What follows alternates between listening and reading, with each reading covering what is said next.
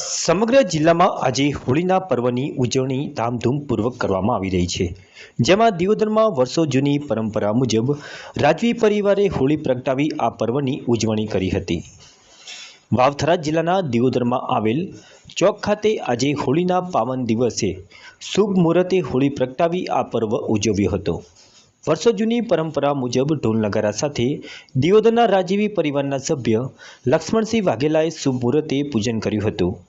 રાજવી પરિવારે હોળી માતાને અબીલ, ગુલાલ, કંકુ, પુષ્પોથી હોલિકાનું પૂજન કરી આ પર્વ ઉજવ્યો હતો.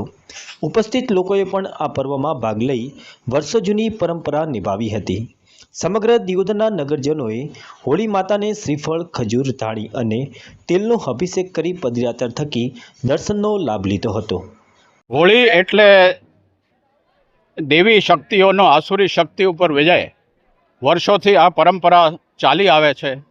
અમારા કુટુંબમાંથી કોઈને કોઈ અહીંયા હાજર રહે છે અને દિયોદરના પ્રજાજનો પણ હોળીના પ્રેમ દ્વારા હોળી પ્રગટાવવા માટે અહીં બધા હાજર થાય છે.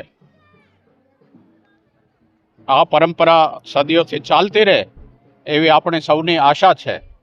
હિન્દુ ધર્મમાં હોળીનું બહુ મહત્ત્વ છે અને આવા કાર્યક્રમો દ્વારા આપણને ખ્યાલ આવે કે આપણે હિન્દુઓ છીએ અને હિન્દુઓની પ્રવૃત્તિઓ આગળ વધે.